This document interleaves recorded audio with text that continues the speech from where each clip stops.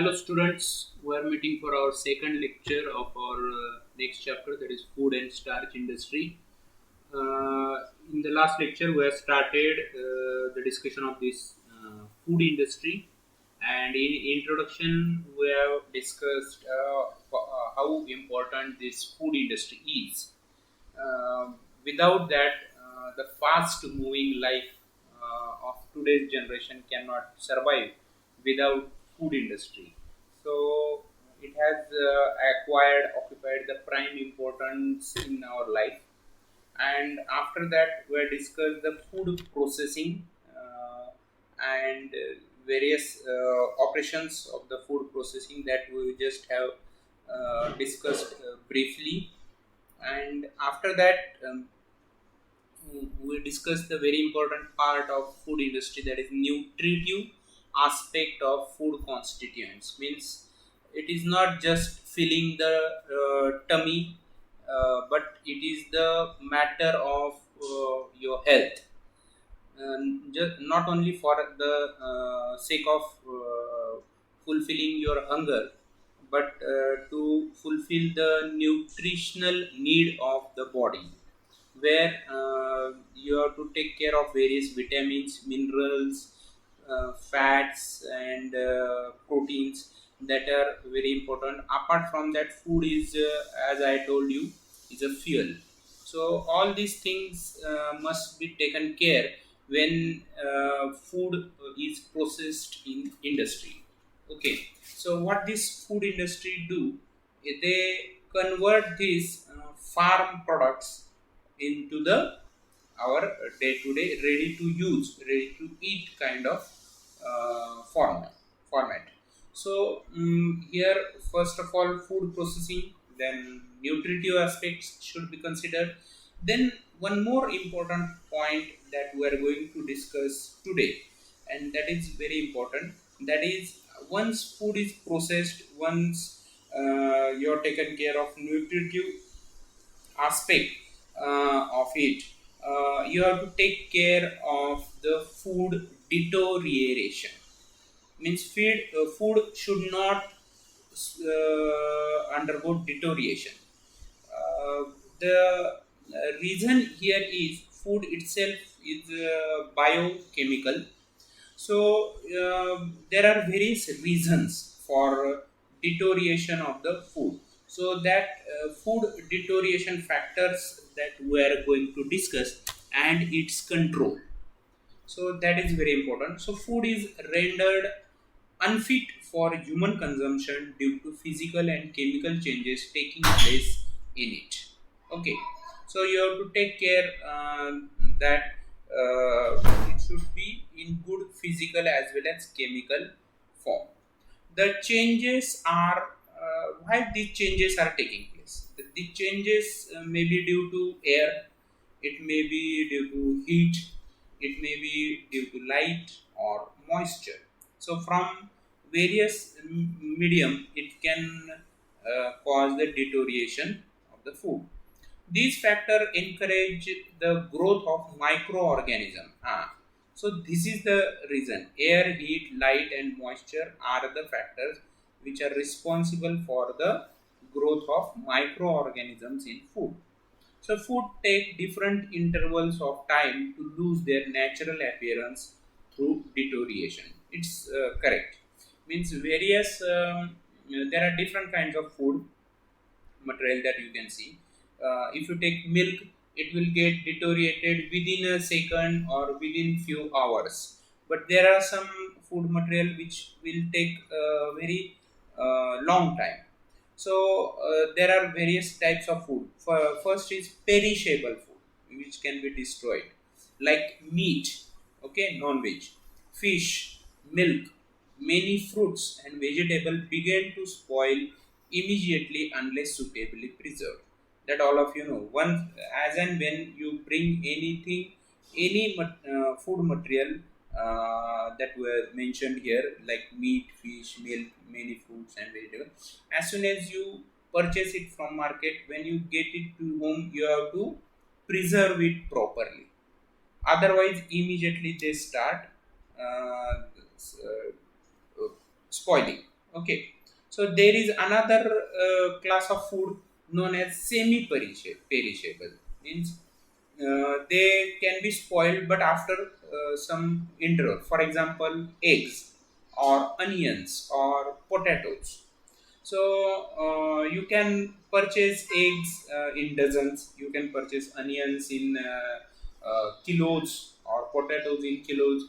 So you need not to take care that like milk. Milk you purchase daily, but you need not to purchase egg, onions, and potatoes daily. The reason is they get spoiled after some time. Is for at least for a 2 to 4 days you can purchase that, or onions and potatoes can survive I think for one in for a week also. So this food which takes some days to get spoiled, they are called as semi perishable. Okay, and they can take several weeks. So if you if you keep them in cool and dry place, they can survive for even longer time also. Okay, so such food materials, they are called as semi perishable. Then there is a non perishable food. So what are those? They are mostly grains. Okay, cereals, pulses, rice, wheat, and nuts. They can be stored for long period of time. Means here daily you have to purchase milk. For a week or some weeks you can purchase onions and potatoes. Whereas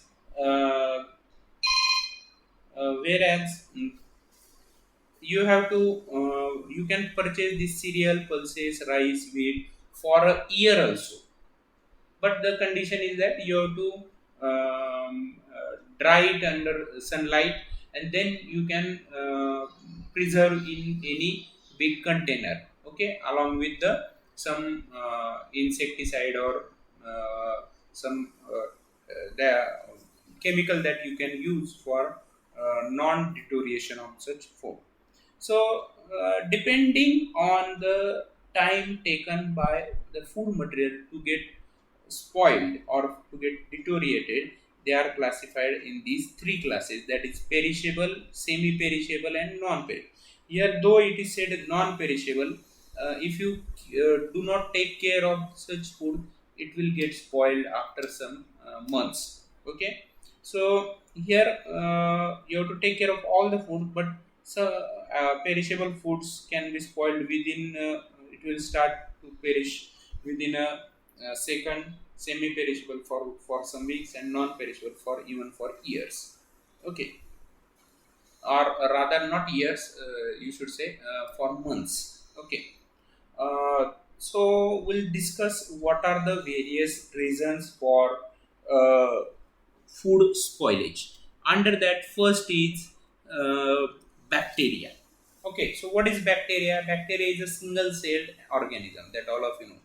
So, and it can reproduce itself very fast.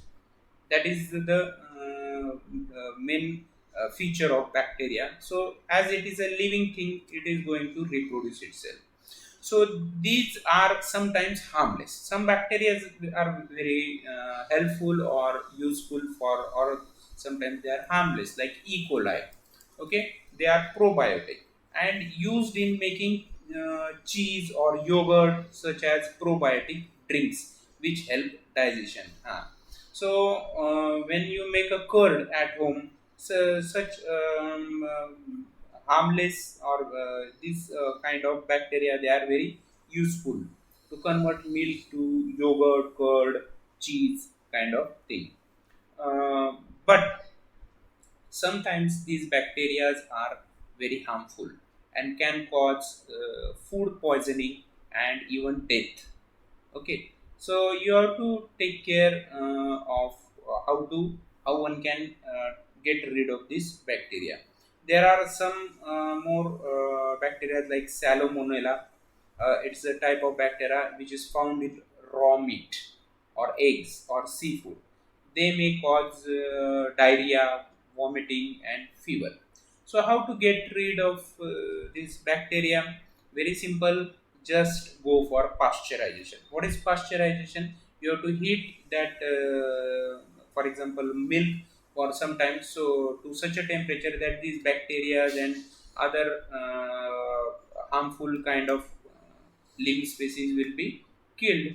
And when you cool it, it will be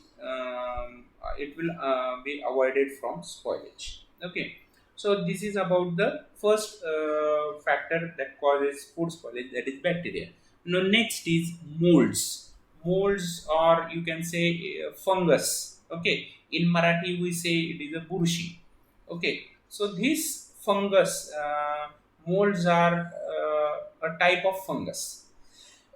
They settle on food. Actually, when before they settle, you cannot see, but when they settle on food, they grow into visible plant like, which looks like fluff or feather. Okay, so white colored, some mostly white colored, sometimes even black or other colored molds are also there. Mostly we can see white colored that grown molds can be seen. They grow on many foods, including bread. So this bread, if you keep it open, okay, in slightly moisture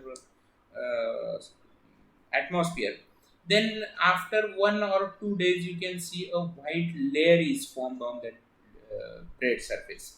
So that is the molds. Okay. Now, if once you see, if you observe such white layer, then you avoid eating such food because that is already get spoiled. So such white mold can be seen on bread or chapati or bhakri, or on sometimes on vegetable curry, or you can see it on meat or cheese. So any kind of surface where it will get a food material, it can grow very easily. So they grow in slightly acidic condition, and it needs some moisture and warm temperature between 20 to 40 degrees Celsius. So they, how to destroy? So you have to treat them at that. You have to raise the temperature above 70 degrees Celsius. So they can be killed. They can. One more thing. They require 20 to 40 degrees Celsius temperature for growth. You can use freezer, not fridge. Fridge just cools it, but if you are using freezer, the deep freezer, you must have seen the, it is a part of your fridge. So in that deep freezer, mold cannot survive because the temperature goes even below, you can say nearly to the 0 degree Celsius. So molds cannot grow. So either you raise the temperature above 70 degrees Celsius, or preserve it in the deep freezer, or um, heat it. So in both ways you can preserve the food. Molds on food means it is not very fresh. That is one indication, because it takes at least 1 day to grow, for the growth of mold. Some molds make person sick, so they can cause the sickness, or they can cause allergic reaction. Most molds are not harmful. All the molds are not harmful. They are used to give cheese its blue veins and make corn. Okay, so these molds sometimes they are useful, as I said. So but if you do not preserve the cooked food or ready food, then surely it will be caught by such molds. A small proportion of molds found on foodstuffs can produce toxic material known as mycotoxins. So this is very harmful material which causes ringworm. Or molds grown on peanuts or ragi or wheat can produce aflatoxin. So this aflatoxin is responsible for cancer. It is a carcinogenic. Okay, so this is all about the molds which is responsible for spoilage of food. So as and when you observe such molds on any food material, first thing is that don't eat that material. Okay, and as and when you prepare the fresh food, don't please preserve it in freezer so that no molds can grow on it. Okay, the next factor for spoilage of food is yeast. all of you know yeast. Yeast is very useful for the fermentation process. Okay, so but some yeasts are not useful. They are means this, as and when you require fermentation, then only this yeast can be useful. Otherwise normal food also get fermented because of yeast, and that is not desirable. So here, what is a yeast? Yeast is a single cell plant found in air. Means bacteria is single cell animal. Here single yeast is single cell plant which is found in air on the skin of fruits. Okay, it does spoil the taste of food, but do not make it harmful. Okay, so yeast and bring about the fermentation. So the taste of the food changes, no doubt. Sometimes it becomes a sour. Okay, that changes the food taste of the food, but it is not harmful. Yeast grown on sugary food mostly. Sugary food means where there is sugar, like mostly in cane sugar industry. These yeasts are used for fermentation of sugar, molasses to the alcohol. Okay, they cannot grow at low temperature. That is the requirement, and also cannot survive in sugar concentration above 50 degrees Celsius, 50%. Sorry. So at low temperature it cannot go. But why it is so? Though it grows on sugary food, but they cannot survive in sugar concentration above 50%. The reason is sugar absorbs water, so it absorbs the moisture. So without moisture, yeast cannot work. So that is the reason above 50% yeast cannot survive. So one more thing, the yeast cannot survive in vinegar. Vinegar is 10% acetic acid and are destroyed by temperatures above 70 degrees Celsius. So these are the various non-favorable conditions for yeast for to stop the growth. Yeast, but is very useful. It is used in as a leavening agent. Leavening agent means for to bring about the fermentation. So where this yeast can be used, you can use it in bread making. Yeast can be used in fermentation of sugar to alcohol, mostly molasses. Yeast can be used for any spongy material like idli or other material. So this yeast gives the required flavor and sponginess to the bread and other food material. Okay, so the uh, one important application you can say or use of this yeast is a rich source of vitamin B. Vitamin B you cannot get from vegetables. You will get it from the such material only. Okay, so yeast is a rich source of vitamin B. So in this way, yeast, though it is a reason for food spoilage, it is mostly useful also. But it should be under your control. So to avoid the attack of yeast, you can use the vinegar. You can heat it above 70 degrees Celsius, or you can use the sugar concentration above 50 degrees Celsius. Now we'll discuss the next important factor that is responsible for food spoilage, that is moisture. So the three important categories of foods are there: perishable, semi-perishable, and non-perishable. We have discussed it. So it depends on the time period taken by a food material to get spoiled. So if it is immediately get spoiled, then perishable. For if it is get spoiled in a weeks, then it is semi-perishable, and if it takes a months, couple of months, then it is non-perishable.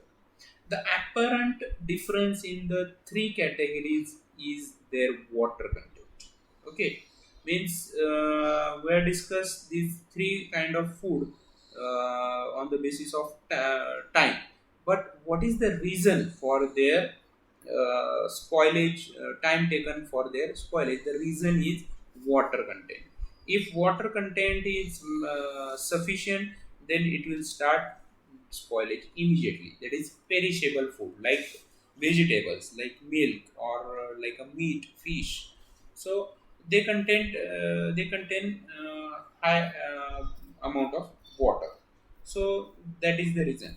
If you go for semi-perishable food, semi-perishable food like egg, onions, and potato, they contain less amount of water. So this water content is less, that makes to take the time for semi-perishable food. And for non-perishable food, there is very least amount of water, or sometimes there is no water. Okay, like all these food grains, they are dry. Once if it is dried under sunlight, no need to it will take no need to look for them.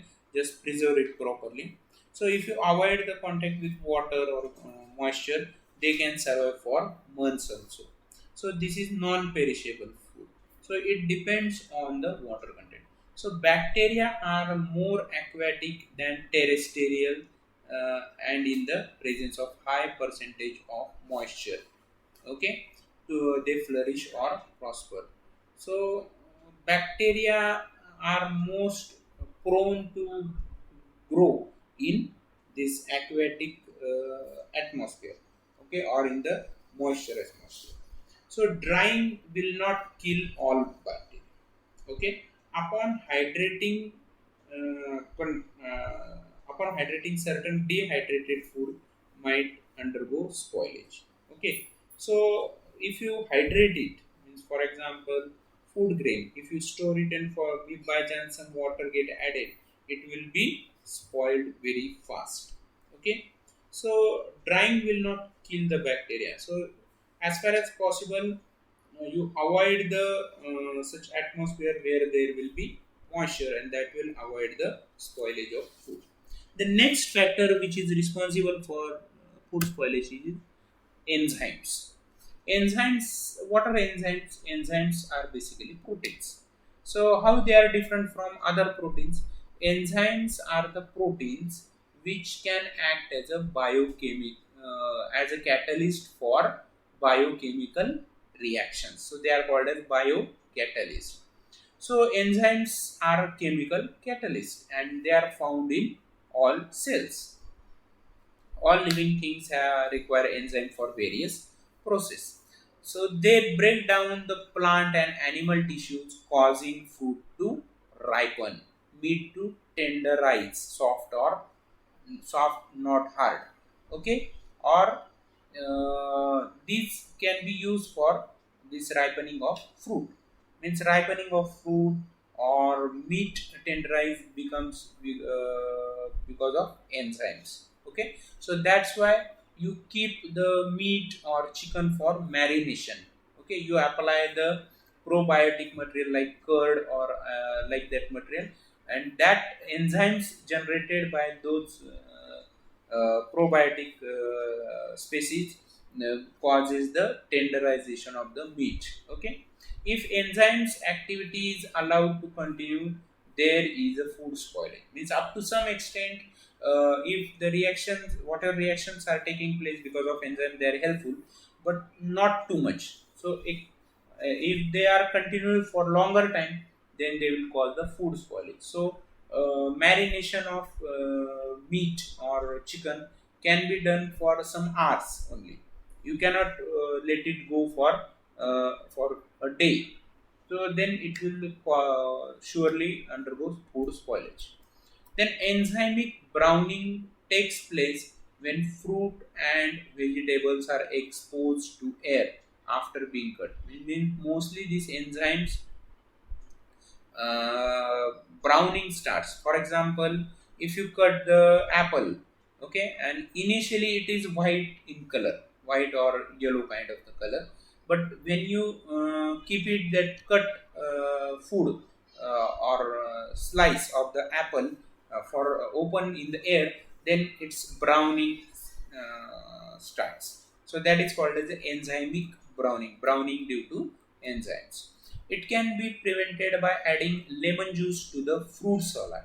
Okay, So you can avoid it by applying lemon juice to the fruit salad.